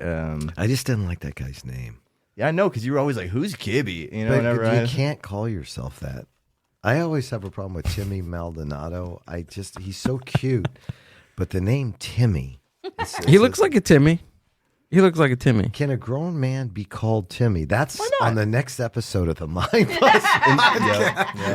Yep. He's such a nice guy, and they run that mic that we're gonna hopefully. Yeah, well, it's not even started yet, but it's over there. CK. It's like a tea house in Claremont. Oh, We'll nice. be able to go to that one. Oh, On what time did it Thursday. start? You guys are gonna head out like right now? I don't know. I don't know. It starts at, I think the signups are 8:30. It's supposed to start like 9:15, Yeah. but it goes a little late, so we'll It's get kind up. of a cool place in Claremont. It's probably down the street from your mic, I bet. 'Cause Yeah, it's in Claremont. It's right down the street. Yeah, Claremont is cool because it gets a lot of college people. I like that. There used to be a Flappers there. I was talking to. Oh yeah, well, I did a I was bunch talking of some comics. I never Yeah. went. I missed it. It was cool. A lot of the comics in the IE that have been out here for a while started there. It was great, but Flappers just didn't want to put any production value. I heard that the idea is gonna get another Laugh Factory somewhere in I think Corona, I think is a word. Oh, boy, they're really that one. Every time I go by the one, I told Steve Hernandez, I see that Laugh Factory. Let's put them out of business, Steve. In Ontario? No, the one in Covina. I go, let's get the Chatterbox and let's put the Laugh Factory out of business. How about that, Steve? If not, I'll plan a pipe. If not, I'll plan a pipe bomb of glitter. You tell him this in the alley? I just told him that when he's behind the bar. He goes, okay, John. That's sweet. That's a sweet idea. It is, because I think he was worried that it was opening down the street from Chatterbox, and I told him no. They're going to do 90% bringer shows. I showcased at the Laugh Factory for a year in San Diego. It's all bringer shows. Really? Yeah, the Laugh Factory is all the, when you go by, you see him like, I don't want to get this name wrong, but I believe his name is Concrete. I don't know how I could get that name wrong. Concrete, he's a TikTok star, and there's other people. They have a lot of those type of shows. Oh. Like, shows that. I feel like that there's more of those type of shows now because of just the Online media. The pop culture nowadays because of social media. Yeah, they like to see the guy Concrete. Yeah. I guess he used to work in concrete. I don't know the whole backstory. There's got to be something with concrete. Like maybe he was driving and, the gravel truck hit his window, and they put a little star. I hate that. And he said, you know what? My name's going to be Concrete. Probably. One day. I'm going to try to do stand-up comedy. I'm going to sell out the Covina Laugh Factory. Is that one San day. Diego? You said San Diego Laugh Factory, right? Yeah, I don't know. San Diego Laugh Factory, they're like just totally... they're in transition. They don't book anybody anymore. Don't they do the auditions there, though? No, it's all over. Really? Oh, shit. Just last summer, I did the audition there. Yeah. It's kind of sad because it was kind of like a way to get in to the Hollywood. That's too bad. I know. I remember seeing Nick there doing his audition or his second audition. He landed it. That's too bad that they just changed that so quickly. It's just that place. They just didn't fix it up. It looked like roof. It looked inside. It was falling apart. And there was no green room, and it smelled. Too bad because it was kind of a cool underground club. The basement set. Yeah, low ceiling. It was actually better than the one in Hollywood. But according to people that I know, I don't know if that's crazy that they're going to open one out here in Corona. I did not know Where'd that. you hear that? On TikTok? Heard it, yeah. TikTok, Instagram. Heard it just from talking to different comics. Oh, I thought you weren't supposed to say anything. Huh? I thought you weren't supposed to say anything. Nobody gives a fuck about That was Laugh Factory. that was said on air. Oh, Oh, that's it was right, a that's comic right. you had on the show? No. Oh. That's cool you're doing a show with Shivago. I love Shivago. He's cool, huh? I love him, man. Yeah. When's that Such a show? down to earth. Saturday. Okay. Is it Saturday. outdoors? I don't know, dude. I am like, That's kind of scary. it is. George Perez is kind of an asshole. Yeah. Every Oh, time that's May 4th. Every time I've met him, he's just been crude. Really? I don't know. I think it had to do with drugs and alcohol, but maybe he's changed. I don't know. I remember one time I did a mic with him, and he goes, I want to give you a piece of advice. I was leaning against the bar. I just got off stage. I go, okay. He goes, but first I got to go to the bathroom. I go, yeah, go ahead. And then right when he went to the bathroom, I walked right out the fucking door and went home. I gotta listen to that fucking I need to guy. get ready for the speech Oh I'm God, about to give you. George Perez. What are you gonna tell me about my comedy? Where was this at? I remember it was Scoreboards in Orange, Gotcha. and then I saw him on. I saw that bar on Bar Rescue. I was like, oh shit. He was on that? No, the bar was. Oh, on the it. bar was. Yeah. Like, wait, he was hosting that too. But he's hosting your show, right? He's hosting the Michelada Rumble, which is a Yeah, he's a regular Different. at the Comedy Store. He got passed. yeah. Yeah, and was on that Yo Mama show Yeah. with Tony Hinchcliffe. Yeah, he was on that one. Who else? He was on. He's done till Kill Tony. Oh yeah. He's been on JRE, The Rogan Experience. Wow, he got on that. He has his own podcast. Yeah. Yeah. God, if he got on Joe Rogan, there's hope then. Jesus Christ. Oh. An ex-murderer went on Joe Rogan I a heard couple about months that. ago. Did you hear about that? Yeah. One of his. So there's this. Do you remember the guy's name? No, not at all. So there's this like reoccurring guest on Joe Rogan. I forget his name. So he brings out people that are incarcerated. Oh wow. Like he helps them like get out of jail if they were wrongly accused Right. and they're in prison and they're all that, right? So he brings them out and brings them onto the Rogan Experience, and they tell her story. Damn, that would be interesting. Yeah. But 2 months ago, he had this one guy on there that got out of prison. I think he was in prison for like 25 years, something like that. He came out 2 months later after he did Rogan's episode. The police find somebody's head in his freezer. Right, that's what it was. I forgot that it was some Dahmer shit. Yeah. I forgot that. It would have been great if it was Joe Rogan's head, so we wouldn't have to listen to that stupid fucking podcast. Yeah. Because it's boring as fuck.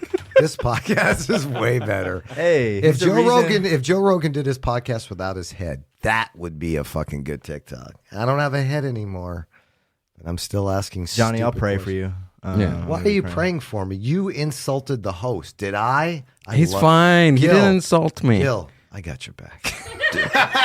I don't think it's working, dude. I don't believe this. What the fuck? Well, I was pretty good in acting class. People say that all the time. It's just like Kill Tony. It's just like, it's tell them fine. shut Yeah. the fuck up. Oh, Okay, really? Yes. Then I guess they didn't understand the beginning of stand-up comedy, the Catskills, and back in the day with the minstrel shows and stuff like that. Right. They roasted people all the time. Kill Tony didn't make that shit up. You keep it the way you want it. You add your little puppets. I'm gonna add Say a. things like the minstrel shows. I'm gonna add it. Exactly. Oh no, that was a mistake. He's like, reminds me. That's Well, you're wait a dissing minute. the host. Hold dog? on, you're right. I You called him racist, dude. I'm sorry to all the black people that watch this podcast. I was wrong. Not minstrel shows. It's what was the comedy when it all started, like around Charlie Chaplin's era? It was. I don't know. I forget it. It's not the Oh, minstrel show. slapstick, though. or what do you like? Slapstick, the style, or No, I can't remember. But anyway, what I'm saying is that it's. I don't know why people take when you roast them. When I was on the podcast, people seem to have a good time. They didn't get butthurt about it. But I think we have been going back and forth about this Right. for a long time on Sure. why. So you had a way of doing it that on the other one it was different because you were I don't know, you just did it differently. What do you And I think comics that went to that night on the first one respected you. it was kind of sensitive. It was like you kind of were like it didn't have the vibe, but you were actually being mean. It's like it was like out of love. Yeah. Like, Yeah, because I love doing this. If somebody's, they could tell. I mean, sometimes when you do stand-up comedy and you offend people, right? Sure. And they'll come up to you and with the good remarks and there's bad remarks sometimes.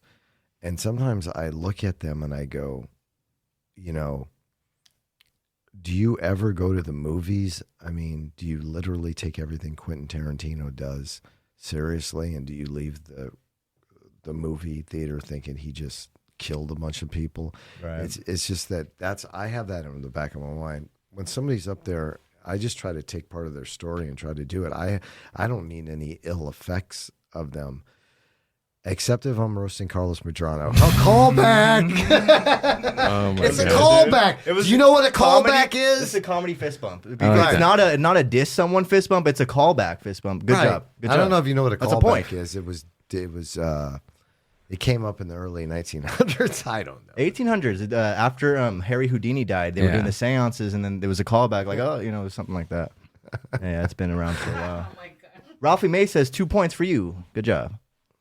What does that mean? I don't know. I think someone was talking about Ralphie May's point system. There's so much information on stand-up, dude. Yeah. Like you could, if you don't like one guy's thing, go to another guy's thing. But you just. Maybe stand-up isn't the smartest it's been in a while. Oh no, definitely not. Yeah. What do you mean by that? I don't know. It's just maybe there's It's too not much. smart. There's so many comics. Like if you get so many people doing one thing, it's going to be more bad than good. Maybe that's it. Like if everybody decide to pitch for the Dodgers, you might get a couple people that are like, this guy could probably pitch for the Dodgers. But out of Right. a million people, most people doing stand-up comedy, like when you're at a mic, they're doing a same iteration of everybody's the same. Nobody ever wants to. Stand-up comedy is very regimented. It's the setup, the punch, this, that. so people go up there like that. But Here's how you got to do it. Yeah, the real ones, like, I like Darby when you do the improv and stuff like that. It separates you, and I think it's more, I was talking to Nick Laney about this, to be original is almost as important as being funny, because you want to stand out. You don't want to be in the mix, like the line with everybody, because you're not, it's going to be an uphill battle, man. Yeah. It really is. If you look at all the really great comics, they have something that was different. Maybe they didn't do stand-up comedy the way that everybody thinks you should do it. It's more of an acting technique, Right. actually. And it gets developed over time, right? Right. And it depends. If you start out, that's why I'm against drugs and alcohol when you're performing. If you want to go shoot up heroin in the alley after you perform, that's none of my business. I don't give a fuck what you do. But when you're on stage and you're inebriated and drugged out, there's no emotions. The emotions are pushed down. When you're on stage, you have to be full of emotion and energy because you're entertaining people. But when they get up drunk and high, it's like flat lines. Like when people die, the flat, it's just like reciting almost, if you even can. You got to have passion behind it. Yeah. I feel that. And you have to be nervous, too. You accept your nervousness. I'm going to be nervous. That's fine. Use your nervous as like a superpower to go out. And all these things will make you a better comic. And it takes a lot of practice and work and going to those horrible open mics. I know they're a bitch. Yeah. But, you can find like something great about a mic if you meet nice people that you've never met and you talk to somebody about an hour about something you know nothing about, and you go home and you're like, all right, I met a guy that probably was escaped from a sanitarium. Yeah. But, unfortunately I had to watch 20 comics do horrible jokes, but it's perspective too. It's like if you're there to have fun, like if you stay positive and just appreciate that you're getting time, and you're getting the opportunity and experience, and you're not like, fuck, I got bumped again, you're not thinking like that. Like you can actually enjoy it and just be a part of the process, I guess. Yeah, there's so many bad habits, like when people bring notes on stage and they can't remember 4 minutes of new material. I think nerves with that. Well, that too. What happens is the practice goes over to your book show. So if you keep looking at notes for several years, you're going to bring those notes on a stage, on a book show at a club.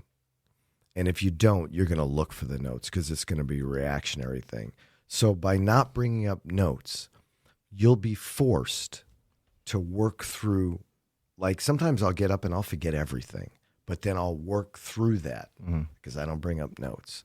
And then you work through that, it makes you a better comic.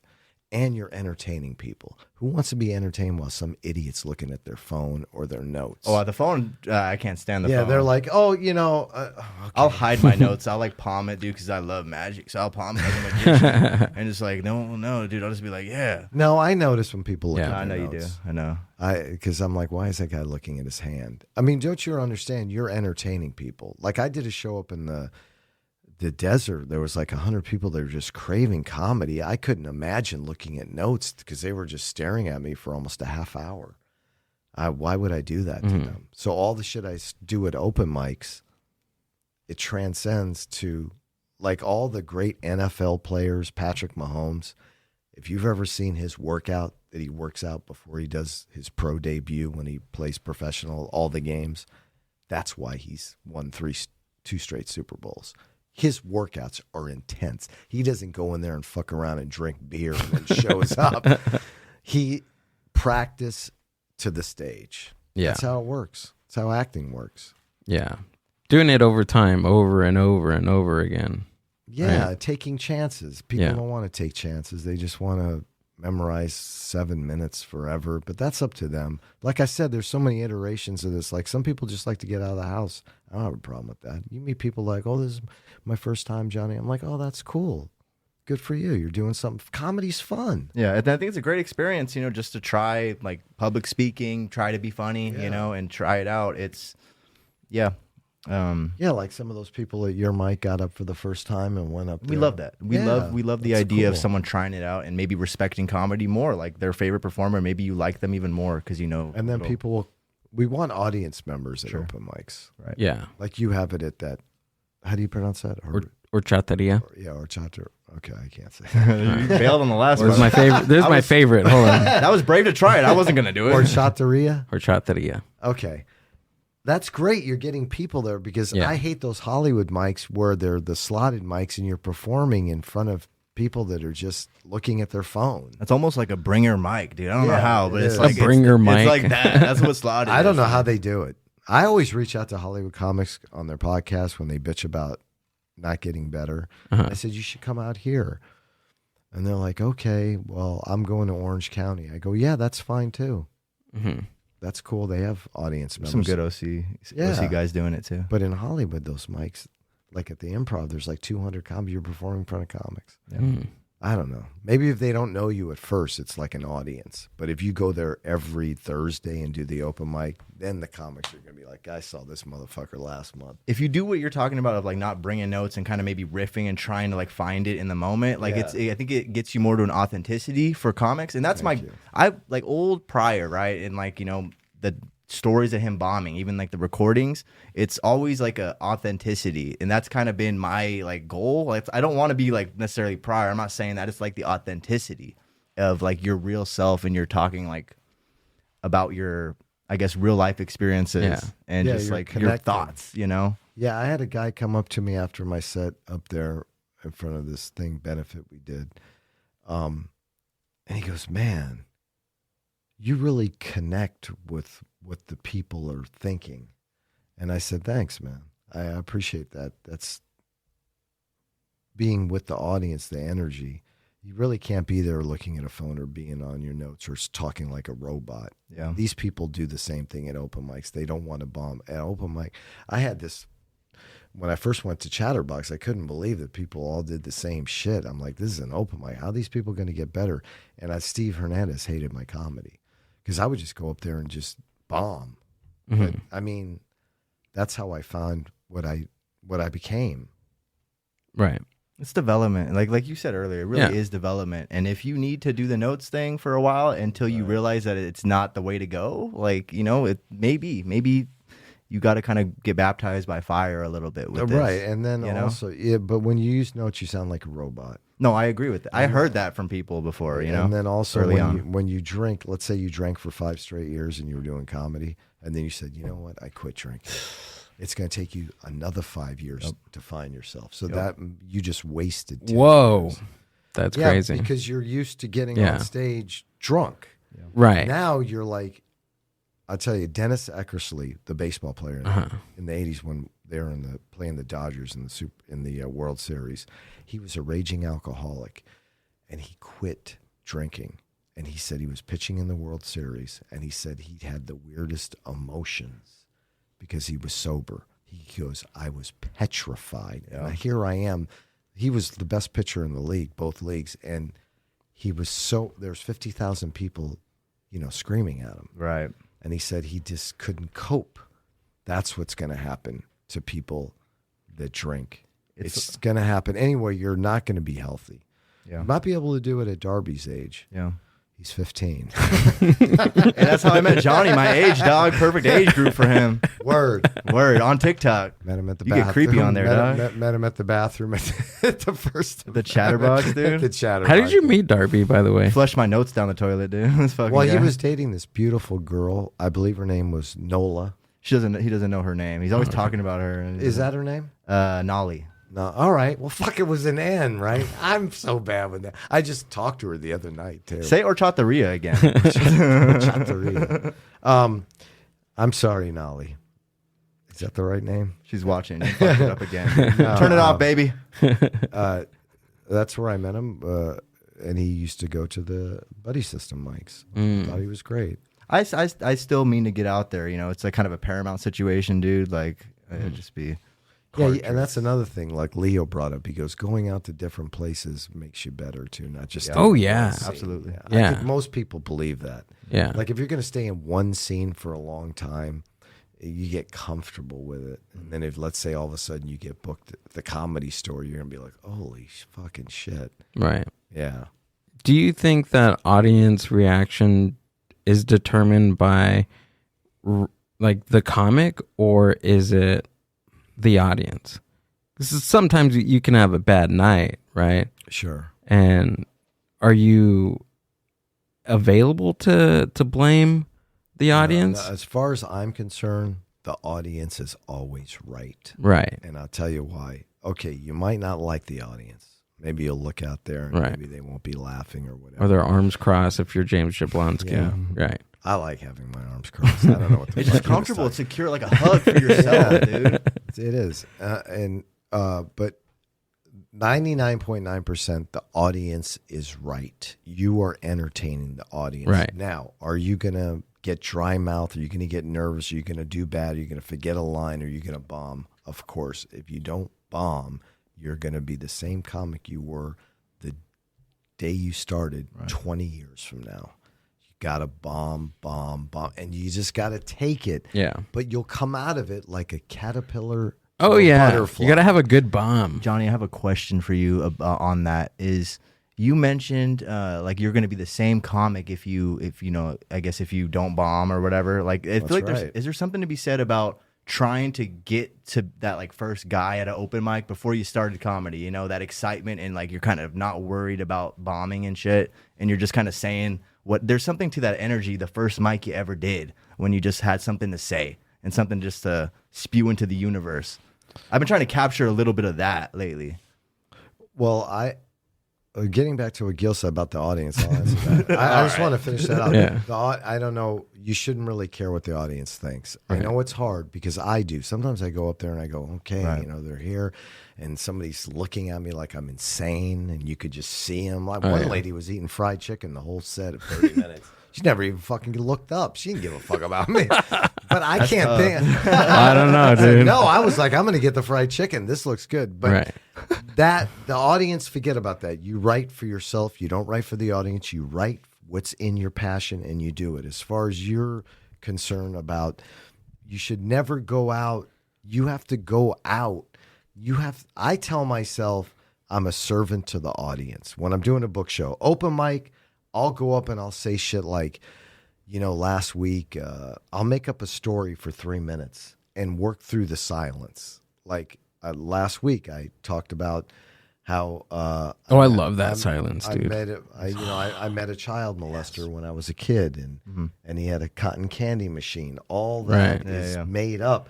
But what they do is, if people are laughing, cool. But some people don't laugh for like a minute, and that teaches me to be more proficient when I do book shows, so I accept the silence. But I never go up and feel like I have to impress people. I go up as an artist, and the words that I memorized and all my thoughts, and I just say them. I just recite them the way I believe it is in my head. Sometimes in your head it's great, but then when you're in front of a crowd, you're like, this shit did not come out like I thought about it.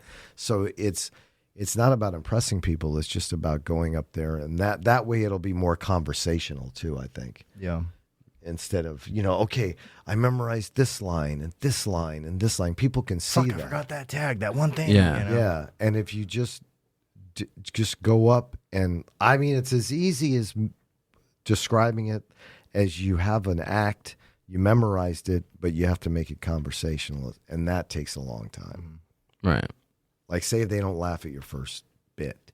Right. That might throw you off. It'll throw anybody off. Yeah. But also, it's also, you're learning that, too, to put one of your best jokes, at least second best, on the front end to gain that that acceptance from the audience. Okay. Whatever this that just came out of this guy's mouth is funny, and that hooks him. Right. And then from then on, you can do all the rest of your stuff. I guess if you want to do that, or you just go up and talk, and I agree with that. They're trying to figure out what you're about, the audience. Like, they're not sizing you up, but they're figuring out what you're about. Is like, this guy funny? Who is this guy, too? Yeah. Because it's a comedy show. You're there to laugh. It is. You do feel like a person that's being sold at auction. That's not a black joke, okay? It's now it is. Now it wasn't until. Sorry, African Americans that listen to the Mind Buzz podcast. My fried chicken, minstrel shows. What the hell's wrong with you, dude? But yeah, sometimes you get up there and you're like, why did I wear this shirt? Like the first thing I said at the show I did I was dressed really nice, but when I got there, it was like it kind of had like this country vibe. So the people were dressed like they lived in Arkansas. So my first thing I said was, I feel like I'm dressed like I'm going to be raped in the parking lot.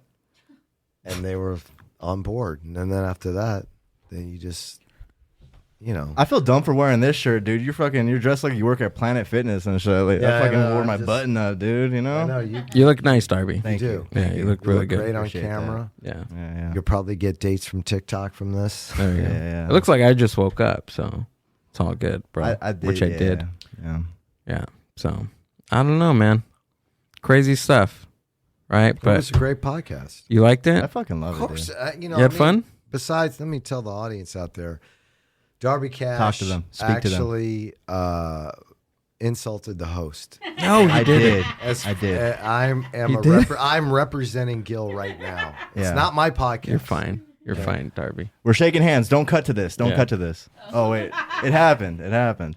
I shook his puppet, dog. This is like when Joe Biden attempted to do say something. But You it got to turned out not to stumble over that. If you're going to talk about Joe Biden, don't stumble over it, Johnny. Say it concisely. I'm trying to tell the Search audience for the words. members of maybe Find there 'em. might be 3 people listening. I don't know. Talk to my mom. She's on there. Hi, Mom. I set it up for her before I left. Oh, did you really? I had to, dog. Aw. Mom, you're going to miss this. You got a great kid. You have a great kid. Say nice. Yeah. No, you Yeah. do. Thank you. Now kiss the I ring. mean, I will visit him. Listen, I will listen, visit Johnny. him. I will visit Darby in the sanitarium anytime in the next 2 weeks. You're giving me a ride back. You know that, right? There it is. Why didn't you actually kiss it? Did you think it would be gay, That's our- dude? That was a homophobic ass because Johnny. of the germs. Oh yeah, a lot of people do kiss his ring. A lot of respect and Claremont at the pizza shop. You could have that. No, that's actually Gil's because I insulted him. You didn't insult me. It's fine. It's fine, Then Johnny. you can't have it. No, I'm just kidding. I don't. I just. It's fine. I'm loyal to my friends. That's all. It's all good. Johnny, Darby, thanks for being here. Appreciate it. Darby, Anytime, brother. where can we find you? Oh, dude, Darby.cash on Instagram and TikTok now officially. And then I'm also at Haha Comedy Club in Hollywood this Sunday. Forget the date, dude. Fuck it. But yeah, at 7:30. Catch me. Cool. Johnny Gold, where can we find you? What you got coming up? Well, I don't like telling people about my bookings because there's so many of them and I forget. So if you want to come see me, you can go to Google. Just Google my name. No. Instagram. Whatever the fuck you got to listen to. I don't know.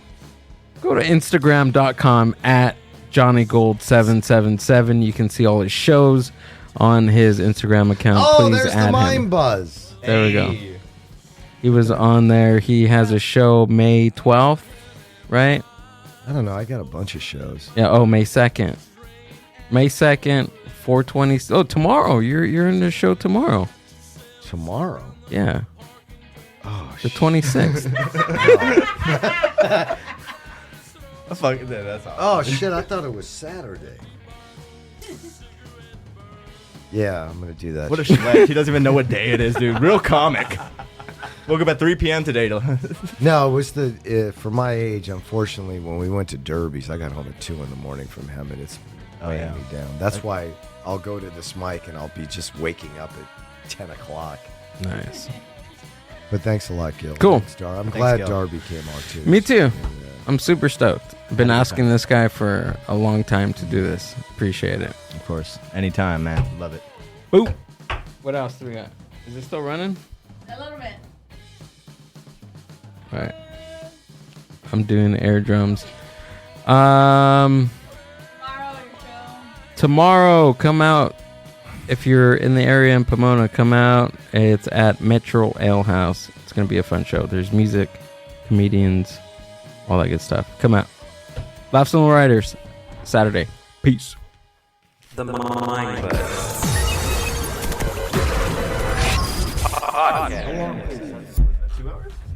Less than 2 hours?